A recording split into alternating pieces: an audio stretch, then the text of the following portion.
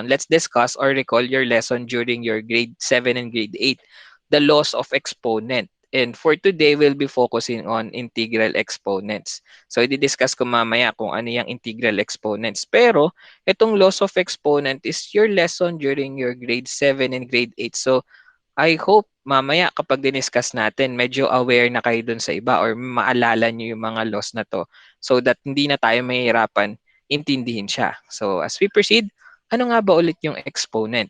So instead of me discussing the definition of it, let's try to have this expression. So for example, we have 3 raised to 4. So we read it as 3 raised to 4. Some math teachers may say that 3 raised to the power of 4. Pero para maigsi, 3 raised to 4. So, ganun yung siya basahin. We consider 3 as your base and then 4 will be your exponent. So, that's the meaning of exponent.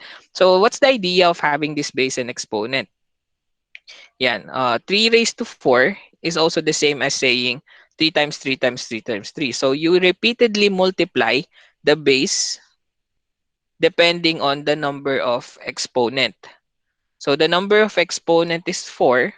So that means you will see that base 4 times being multiplied to itself. So kaya ang ibig sabihin ng 3 raised to 4 is 3 ay is 3 times 3 times 3 times 3. So that's the idea of having the exponent. If you also uh, finish our activity yesterday about perfect squares and perfect cube, meron na rin kayong mag-idea about this exponents idea. So, 3 times 3 times 3 times 3 is equal to 81 because 3 times 3 is 9 times 3 is 27 times 3 is 81. So, ganyan natin kinukuha yung idea ng exponent. And I hope naaalala nyo pa siya. So, what's the meaning of integral exponent? So, ang integral exponent ay ano lang din, exponential expression lang din siya. Ang kaibahan lang or ang unique sa kanya is we define the exponent. So ito yung exponent natin once again. In this case, ang exponent natin ay n. Our exponent is an integer. Coming from the word integer, yung integral. Kaya pag sinabi mong integral exponent, ang exponent daw natin ay integer. So ano-ano nga ba itong mga integer na numbers? So integer includes zero, and positive numbers or positive integers. So when we talk about integral exponent, diyan natin makikita yung zero na exponent, pwede rin naman negative yung exponent or pwede rin positive yung exponent natin. So yan yung ibig sabihin ng integral exponent. Now, for a given example, so y raised to 3, this one is a positive exponent. So integer siya, integral exponent yung tawag natin dyan. Now, as we continue, y raised to 3 is also the same as saying y times y times y times y. Yung base natin ay y. So tatlong beses mo makikita yung y na yan na minumultiply dahil ang exponent natin ay 3. And this is the same as y raised to 3. Yan. Kapag ka-variable, ganyan lang yung lugar niya. It's either naka-exponent siya or naka-expand form siya. But when it comes to the numbers, for example, we have negative 5 squared. If you square negative 5, that means your base is negative 5 and you will multiply it to itself because it is raised to 2. So, dalawang beses mo makikita si negative 5. 1, 2. So, being multiplied to itself, negative 5 times negative 5, the answer is positive 25. Negative times negative equals positive. So, negative 5 times negative 5 is positive 25. Now, ito yung magiging puso ng lesson natin for today. Laws of exponents. So, ito yung lesson nyo na, paulit-ulit kong sinasabi na lesson nyo ng grade 7 and grade 8. At the same time, as you can see on your screen right now, you have around different shapes with different colors. If you count them, that is around 7. 7 yan na iba't ibang kulay na shapes. So, ibig sabihin yan, ang i-discuss din natin ngayon na laws of exponent ay 7. 7 na laws of exponent yung i-discuss natin. Yan. So, first law of exponent that we will be discussing for today is what we call the product rule. So the product rule says that if a raised to m times a raised to n, it is equal to a raised to m plus n. So anong ibig sabihin nito? So Magagamit mo tong product rule kung ang given sa inyo na exponential expression is parehas yung base. So, you can say same bases. So, kapag same bases sila and they are being multiplied to each other, all you need to do is to add their exponent. Add mo lang yung exponent nila pag minumultiply sila. So, a raised to m times a raised to n. Ito kasi madalas yung magiging tanong sa atin eh. Yan yung magiging question sa atin. So, paano mo siya isosolve? Ito yung gagawin natin. So, a raised to m times a raised to n, all you need to do is to add their exponent. And this will only work if the base is the same. At the same time, kopyahin mo lang yung base ng isa dun sa sagot mo. So, para mas maintindihan natin to, let's try to have an example. So, I have here two given example. For example, we have here x raised to 2 times x raised to 5.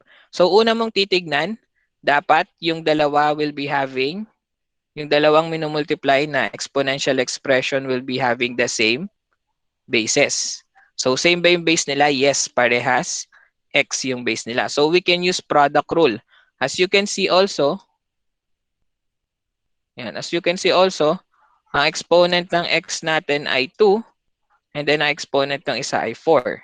So, all you need to do is to add their exponent kapag minumultiply sila. So, x raised to 2 times x raised to 4 is equivalent to, una, copy the base. Isa na lang yan. Kasi i-add mo na lang naman yung exponent nila. So, copy the base as 1. So, we have x raised to 2 plus 4. The answer will be x raised to 6. Yan. So, dyan ginagamit si product rule. Diba? Kung nakikita nyo, ito yung tanong, ito yung solution, then makukuha yung sagot. Yan. So, next given example tayo. We have now the given 2 raised to 2, then 2 raised to 3. So, kung titignan nyo, we will be having, once again, same yung base nila. Yan. This is not a part of your solution, pero you have to check if parehas yung base nila. Kasi kung magkaiba, hindi natin pwedeng gawin si product rule. So, dahil parehas 2 yung base nila, we can use product rule wherein all we need to do is to add their exponent. In this case, the exponent is 2 and 3. So, we just need to copy the base, which is 2, and then add natin si 2 tsaka si 3. So, 2 plus 3 is equal to 5. So, this will now become 2 raised to 5. Now, the question is, ayan na ba yung final answer? Kapag dating sa number, hindi pa yan yung magiging final na sagot natin. Bakit? Kasi si 2 raised to 5, pwede mo pa siya i-interpret. Unlike x raised to 6, kapag in-expand mo to, x times x times x times x times x times x, ang sagot lang din naman doon is x raised to 6. Ito, si 2 raised to 5, pwede mo siyang i-interpret as 2 times 2 times 2 times 2 times 2. So, 5 beses mo siya i-multiply at makita mo yung 2 ng 5 beses dyan. So, what will be the answer? 2 times 2 is 4, times 2 is 8, times 2 is 16, times 2 is 32. So, 2 raised to 5 is equal to 32. Yan lang yung kaibahan kapag ang given natin ay number. Kapag 2 raised to 5, it's 2 times 2 times 2 times 2. So, the answer is equal to 32. Yan. Now, gamitin natin yung raise hand nyo. Nagets po ba? Yan. Very good, Raven. Ayan. Yan. Pagka-raise hand nyo, pwede nyo na pindutin ulit para ibaba. Yun. Ibig sabihin yan, sila Ederlyn, Janelle, Iverson, Allison, yan. Yan. Yung iba lumalabas hindi ko lang nababasa. Yan. Ibig sabihin, gising na yung mga yon. Yan, nakiklik na nila yung raise hand. Anyway, so that means you understand this part. We can proceed to the next given law of exponent, and that is the quotient rule. So ano ngayon yung quotient rule? Quotient rule is kung meron tayong multiplication, meron din tayong division. So, 'di ba, isang representation natin ng division is the over sign. So, we can represent that over as division. So, that means it is divide. And the answer for division is quotient. So, in this case, ano ba yung interpretation niya kapag dating dito sa quotient rule? If you will be having this expression wherein you'll be having the same bases, same pa rin yung bases. Dito lang siya gagana if the bases are the same. Once again, kapag magkaiba yung base, hindi pwede gamitin si quotient rule. So, anong ginagawa kapag naka-divide sila? So, all you need to do is to copy the base and then subtract their exponent. So, kabaligtaran to nung product rule. Kasi sa product rule, ina-add mo yung exponent. Kapag naman naka-divide sila, isusubtract mo yung exponent nila. So, in this case, let's try to have an example para mas maintindihan natin siya. So, example number 1, y raised to 7 over y raised to 4. So, as you can see here, we will be having same bases. So, same yung base natin. Parehas y. Yan. So, that means, and kung titignan nyo yung itsura, kamukha siya nung nando sa quotient rule. So, ibig sabihin, pwede tayong gumamit ng quotient rule. So, anong ginagawa kapag quotient rule? All you need to do is to copy the base y and then subtract their exponent 7 and 4. So, 7 minus 4, the answer is 3. So, this one is 3. Therefore, our final answer is y raised to 3. So, ganyan lang kadali si quotient rule. And so, example number 2. Yan basta parehas yung base, pwede natin isubtract yung exponent nila. 4 raised to 3 over 4. Ngayon, ang nakakalito dito is yung exponent ng 4 natin sa baba ay hindi binigay or walang nakalagay. So kapag walang nakalagay, you can set it as 1 para hindi ka malito. Yan. So automatic, if there's no exponent written, the given exponent is always equal to 1. So it's 4 raised to 1. Yan. So meron tayong same bases, parehas 4. So pwede natin once again i-apply si quotient rule. So once again, you just need to copy the base and then subtract the exponent 3 minus 1. Kasi ito 3, ito 1. After that, 3 minus 1 is equal to 2. So, 4 squared yung magiging sagot natin. And when it comes to numbers, this is not yet the final answer because 4 squared is also the same as 4 times 4. And 4 times 4 is equal to, sige nga, type nyo nga yung sagot. 4 times 4.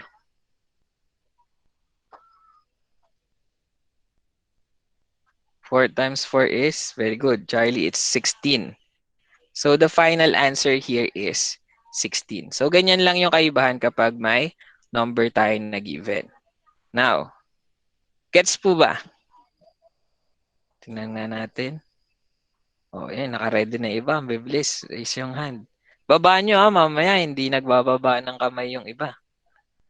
Ay, sige, matutulog ako. I-raise ko lang yung hand ko. Hindi naman makikita ni sir. Yan, baba nyo. Yan. Para alam ko na from time to time, yan, napipindot nyo siya. Ibig sabihin, nakikinig pa kayo. Anyway, so let's continue with the third law of exponent. And this law of exponent is what we call the power of a power rule. Dalawang power yung nakalagay. Grabe yung power nito. Anyway, so why is it called power rule? And bakit exponent tas power yung ginagamit natin? Katulad ng sinabi ko sa inyo kanina, you can read this one as 5 raised to 4 or 5 raised to the power of 4. So, isa pang tawag sa exponent natin is raised to the power of. Yan. So, makikita nyo dun yung word na power. So, what is the power rule? Power rule is that when you have a given expression, for example, here it's A, and you raise it with M at the same time, naka-raise pa siya kay N. So, dalawang beses siya ni-raise sa isang exponent. So, anong gagawin mo doon? So, all you need to do is to multiply their exponent. So, M times N. So, you have to multiply. Yan. So, in this, let's try to have an example para mas maintindihan natin. Yan, katulad nito. X raised to 5 raised to 3. Naka-raise na si X kay 5, naka-raise pa siya kay 3. So, anong gagawin mo dyan? Multiply natin. 5 times 3. 5 times 3. So, ganun lang siya kasimple. Then, you'll be having an answer that is X raised to 15 because 5 times 3 is 15. So, titigan yung mabuti Iba yan kay product rule. Si product rule, dalawa. They are not the same. Magkaiba sila. So, bakit ko in-emphasize yan? Kasi maraming nalilito kay product rule at kay power rule. Kay power rule, isa lang yung variable, isa lang expression natin. Kay product rule, dalawa. Yan. So, they are not the same. Okay, let's proceed to example number 2. So, we have the given 3 squared squared or 3 raised to 2 quantity raised to 2. Yan. So, kung titingnan nyo, naka-raise si 3 kay 2, naka-raise pa ulit kay 2. So, ang gagawin nyo dyan, multiply mo lang yung dalawang exponent, 2 times 2. The answer is 3 raised to 2 times 2 is equal to 4. So, 3 raised to 4. Is this the final answer? No, because this one is a number or a value that can be expanded into 3 times 3 times 3 times 3. Parang ito yung example ko kanina. 3 times 3 times 3 times 3 is equal to 81. And 81 is the final answer. Very good, Charlie. So, 3 times 3 is 9, times 3 is 27, times 3 is 81. So, that's how you use product rule. Pwede bang tatlo yung exponent? Pwede yun. Gagamit ka ng product rule. For example, x raised to 2 raised to 5 raised to 3. Saya, tatlo sila, di ba? So, paano mo yan sasagutan? Eh, di multiply mo lang 2 times 5 times 3. The answer is 2 times 5 is 10 times 3 is 30. The answer is x raised to 30. Ayan yung magiging sagot natin. So, pwede yun. Gagamit ka pa rin ng power of a power rule. Okay, very good, Marvin. It's 81. So, next question. Gets po ba? Bilis ni Jerome. Yan.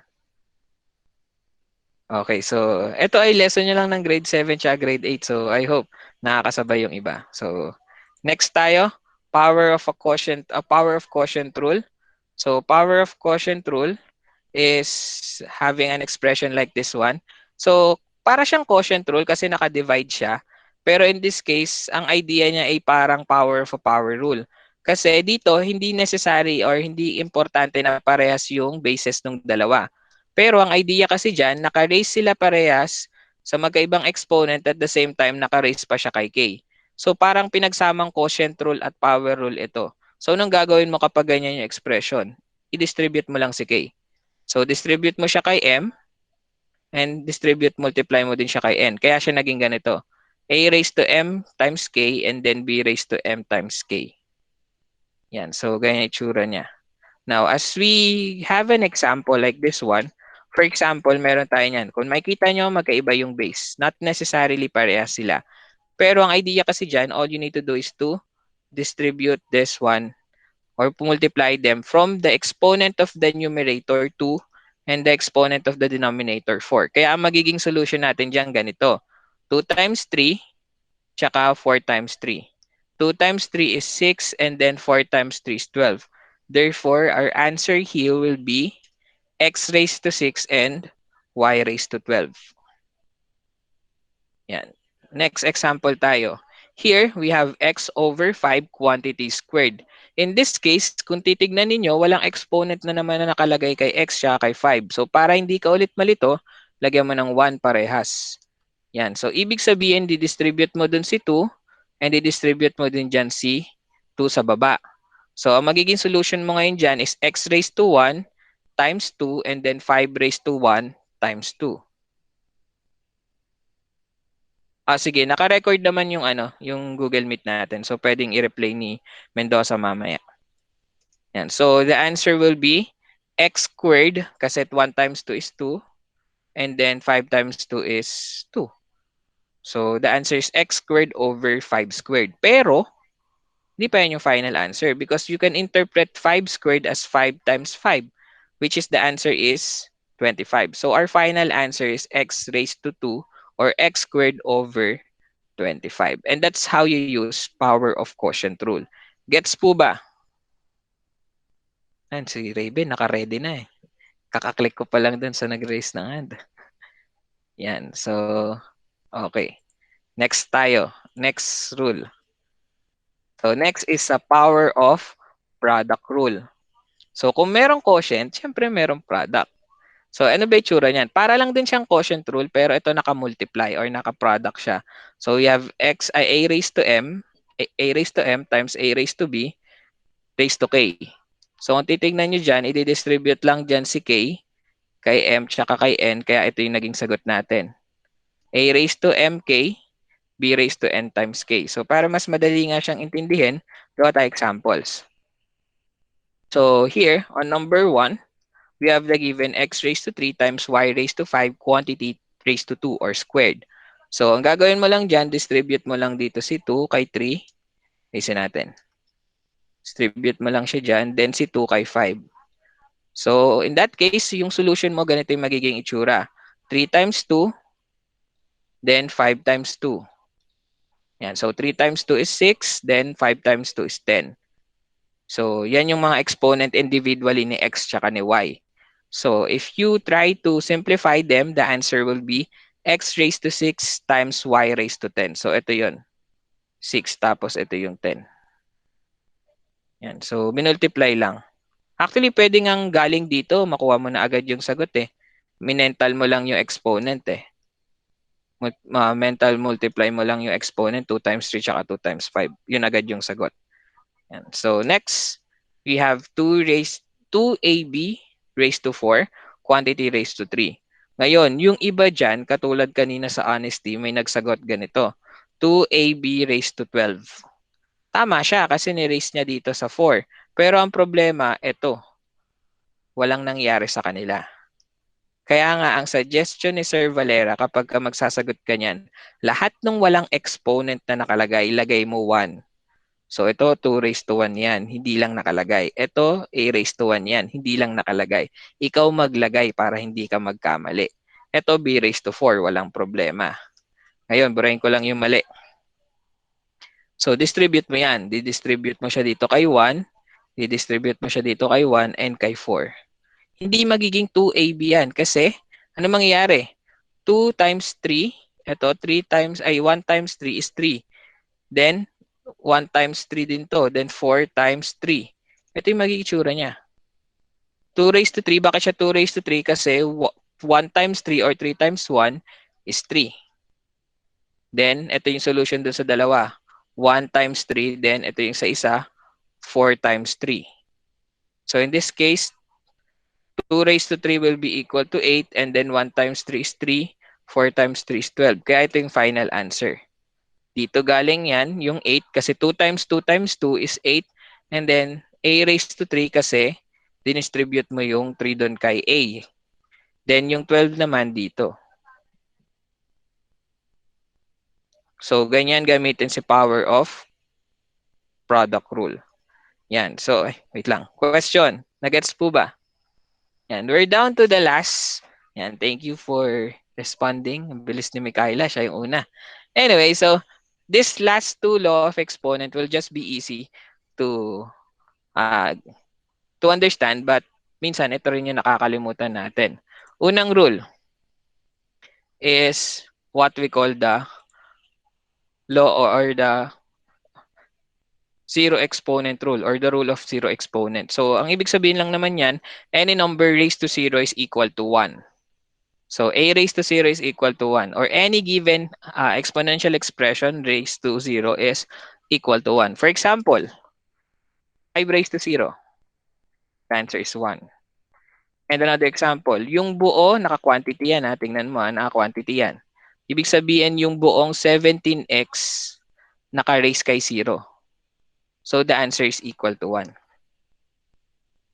Kasi yung buong 17x. Pero, anong kaibahan niya dito sa number 3? 17x raised to 0. Ang naka-raise lang kay 0 dyan is si x. So, x raised to 0, that will be equal to 1. Yan. So, 17 times 1 siya. Hindi siya 1 yung sagot. Ang naging 1 lang, ito si x raised to 0. So, the answer here is 17. Next, number 4. Kahit ganyan kakomplikado yung tanong, as long as the whole expression, tingnan mo, nasa loob sila ng buong quantity, tas naka-raise kay 0. So, ibig sabihin, ang sagot dyan ay 1.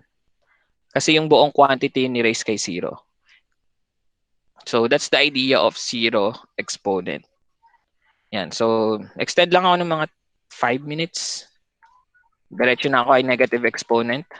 So, sa gagawin yung activity for today, you will be answering around 20 items of different laws of exponent, and I will be asking you to have an exponent that is always positive. Kaya sobrang importante nitong next rule, the rule of negative exponent. Paano nyo magagawang positive yung exponent? Ganito yung idea. So, kapag negative yung exponent, for example, a raised to negative n, just to make it positive, ilalagay mo siya sa denominator side. So, maglagay ka lang ng 1 kasi parang ang idea dyan, binaligtad mo yung pwesto nila.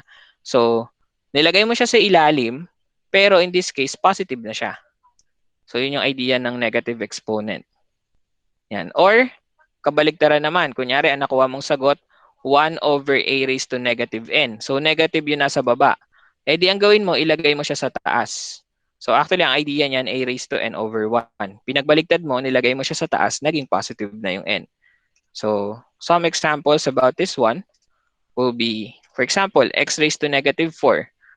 Yan, lagay mo siya sa baba para maging positive. Ayan, tingnan nyo yung ginawa. Naging positive yung exponent niya na 4 pero nasa denominator na siya. The same time, 5 raised to negative 3. Lalagay mo ulit siya sa baba. 1 over 5 raised to 3 na siya. Ang problema, kailangan mo pa i-simplify si 5 raised to 3, which is 5 times 5 times 5. 5 times 5 is 25 times 5 is 125.